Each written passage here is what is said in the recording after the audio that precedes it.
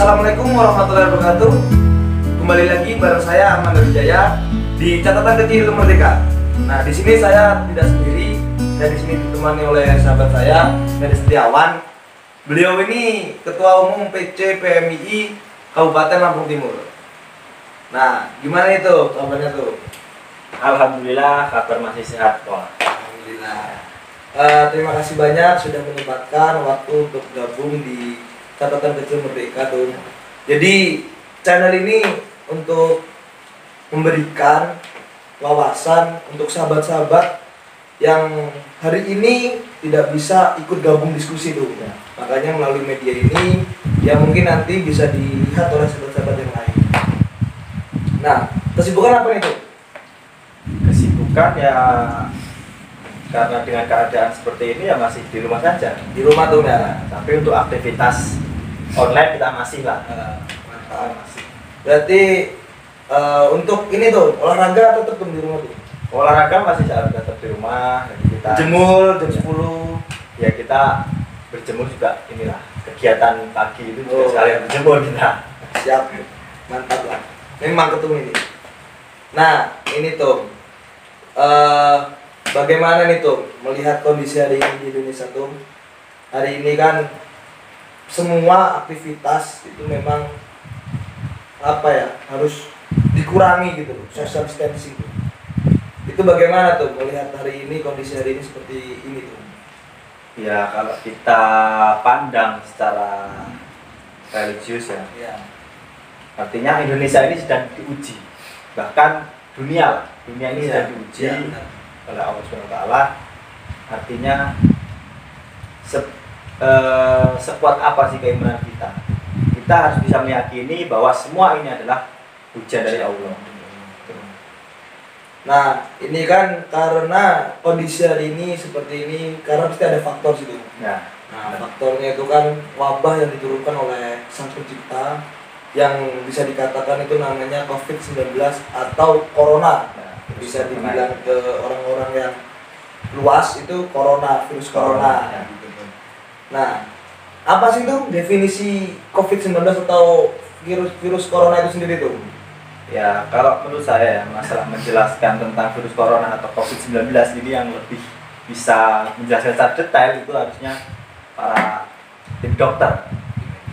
Kalau kita ya setahunya virus corona ini adalah virus baru, artinya atau COVID-19 ini ya, virus baru yang pertama kali itu menjangkit adalah wilayah Wuhan, China. China sih. Ya, China akhirnya bisa menyebar ke negara-negara lain, termasuk Indonesia saat ini. Ya. Berarti memang COVID-19 ini berpengaruh sekali ya tuh di internasional malah tuh ya. Sangat berpengaruh.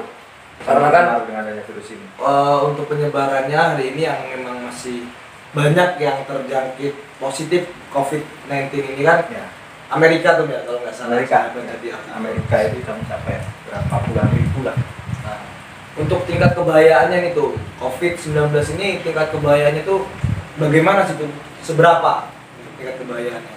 Kalau tingkat kebahayaan ya sebenarnya bisa kita katakan bahaya. Walaupun sebenarnya kalau khususnya di Indonesia itu ada virus-virus lain yang lebih bahaya seperti flu burung, yaitu babi, DBD itu masuk kategori bahaya ya. Nah, untuk saat ini karena virus corona ini sedang menyerang dunia, termasuk Indonesia, ya kita bisa katakan bahaya karena penyebarannya itu sangat cepat, sulit terdeteksi. Karena kalau kita terjangkit itu tidak bisa langsung mendeteksi bahwa kita ini terkena virus corona, tapi bisa terdeteksi itu setelah 14 hari kan. Berarti kalau kita tidak dapat mengetahui ciri-cirinya tuh apa aja tuh untuk COVID-19 tuh yang ketahui nih? Ya kalau saya ketahui sih, kita baca-baca di media itu ya, masalah virus COVID-19 ini sebenarnya ringan. Kalau khususnya di Indonesia itu ringan. Kita bisa melihat gejala dari virus ini ya seperti kita batuk biasa, batuk, flu, demam, itu kan sebuah penyakit yang wajar di Indonesia kan? Iya. Sudah umum lah tuh. Sudah umum. Memang dari dulu sudah ada gejala-gejala seperti ini. Nah, terkait tadi sudah kita bahas tentang apa sih COVID dan lain-lain. Nah, menurut Ketum nih, dengan Allah Subhanahu wa taala ini menurunkan wabah COVID-19 atau corona yang bisa kita sebut-sebut, dampak positif dari wabah ini turun tuh apa yang buat mengajarkan ke manusia itu dampak positifnya apa itu? Banyak. Kalau masalah kita ambil hikmahnya saja ya, masalah adanya wabah virus corona ini, artinya kita harus meyakini, menyadari bahwa semua ini adalah ujian dari Sang Pencipta, Sang Maha Kuasa. Sekuat apa sih keimanan kita, keyakinan kita ya, terhadap agama kita ya. Karena kalau kita berbicara masalah hikmah dengan virus ini, salah satunya ya kayak seperti kehidupan kita ini bukan sebuah pencapaian, tapi kehidupan kita saat ini adalah persiapan untuk apa? Persiapan untuk kita nanti di akhirat.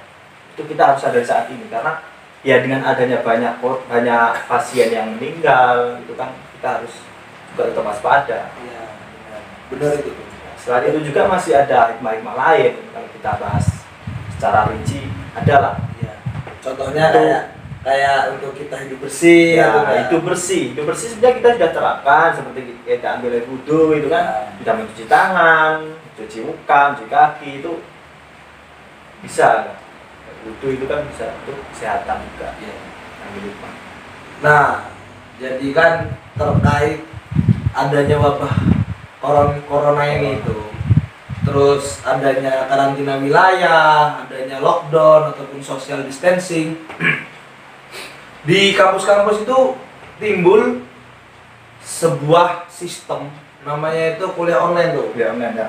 Dikarenakan memang instruksi dari pemerintah mengharuskan apapun kerjaan, kuliah ataupun memang hanya main-main liburan itu ditiadakan semua kan tuh. Ya. Nah, untuk kuliah online ini tuh bagaimana nih tanggapan dari Ketum sendiri? Apakah efektif untuk mahasiswa hari ini atau memang ada kekurangannya untuk kuliah online agar menjadi terobosan untuk tetap kuliah walaupun di adanya wabah corona ini sendiri itu? Yang pertama dari saya sampaikan ini masalah adanya kuliah online ya, tapi bukan berbicara masalah efektif atau tidaknya. Nah, kalau masalah kuliah online dengan melihat situasi khususnya Indonesia seperti ini memang harus ya, karena virus corona ini kan menyebarnya sangat pesat. Iya, sangat pesat, apalagi mahasiswa sekarang kan dari mana-mana itu kan. Entah itu nanti ada yang dari luar negeri juga. Takutnya kalau kita tiap hari saling bercampur itu semakin cepat virus corona itu menyebar dari manusia satu ke manusia lain.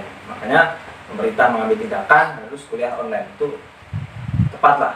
Nah, kalau berbicara masalah efektif atau tidaknya kuliah online, saya rasa ya tetap tidak efektif. Ya, tidak efektif, terutama bagi mahasiswa yang memang daerahnya itu daerah pendalaman. Apalagi kan kuliah online itu sangat membutuhkan sinyal yang sangat kuat. Dan kuota ya tuh. Nah, kuota ini. Jadi apalagi kalau daerah-daerah yang di pendalaman yang masih jauh dari sinyal itu harus ada perhatian khusus dari pihak kampus. Ya, itu. Ya mungkin dari pihak kampus harus dipelajari lagi. Nah, ini tuh ada timbul pertanyaan. Jadi kan memang kuliah online ini dibilang efektif dan tidak efektif ya wajib kan gitu kan. Nah, untuk mahasiswa tingkat akhir itu kita nyinggung mahasiswa tingkat akhir. Ketum tingkat akhir juga itu ya. Mahasiswa tingkat akhir itu. Jadi kan hari ini kalau saya lihat di media ataupun di WA dan IG dan lain-lain, mahasiswa tingkat akhir itu banyak yang mengeluh karena memang sidangnya, terus seminarnya, ataupun memang ngadep ke dosen untuk ngomongin tentang skripsinya itu terhambat gitu. Nah, itu menurut Ketum sendiri bagaimana itu? Apakah memang untuk mahasiswa tingkat akhir ini memang terkendala terkait memang kuliah online ini atau malah memudahkan sebenarnya? Gitu tuh. Kalau bicara masalah wisuda ya, kuliah online. Sebenarnya dari pihak kampus ataupun dosen juga harus bisa memaklumi atau memahami situasi seperti inilah. Artinya mahasiswa yang seharusnya sudah waktunya wisuda, kalau menurut saya ini ya, Iya, menurut saya saya. juga semester akhir ini. Oh, semester akhir ya? Semester akhir. Pokoknya semester akhir berapa ya? Pokoknya akhir lah. Akhir. Insya Allah semester akhir ini. Akhir itu kan ada semester 14 tuh, semester 12. Nggak nyampe. Sekarang peraturan itu kan semester maksimal 12. Oh, 12. Tapi saya belum nyampe 12. Saya ini masih muda. Siap. Tuh, lanjut tuh. Karena berbicara masalah wisuda ya jangan, apalagi mahasiswa yang masih bimbingan-bimbingan itu ya. Seharusnya jangan dipersulit atau menunggu wabah ini selesai. Sebisa mungkin bimbingan itu online. Kalau bisa online ya kenapa nggak bisa? Dan kita bisa lah online. Jadi seperti kayak bimbingan nih, misalkan nih saya tuh Ya. video call gitu tuh ya. Ya. Hal-hal yang seperti itu tuh ya. Yang mungkin bisa membantu mahasiswa hari ini di tingkat akhir untuk menyelesaikan skripsinya itu. Ya. Nah, terkait kuliah online itu kan sebenarnya sudah ada beberapa universitas di Pulau Jawa yang memang menggratiskan kuota. Itu gimana itu tuh? Apakah memang membantu sekali untuk mahasiswa? Ya kalau seperti itu berarti kampus itu memang sangat tepat mengambil kebijakan ya. Ya. Memberikan kuota terhadap mahasiswa karena ya itu kebutuhan, apalagi kalau online, kalau tidak ada kuota nggak bisa jalan Ya, kan? betul. Nah, kemarin itu kan sedikit ada beberapa sinyal jaringan yang mungkin nggak saya sebut, itu down tuh, down karena memang wabah corona katanya kan, ada yang down. Itu kan sangat mengganggu sekali tuh untuk kuliah online para mahasiswa, apalagi mahasiswa yang kata Ketum tadi di kampungnya di pedalaman, daerah pedalaman, dan nggak semua itu mempunyai sinyal atau tower yang baik ya kan tuh. Nah itu bagaimana tuh menurut Ketum solusinya itu bagaimana? Efektifnya itu seperti apa?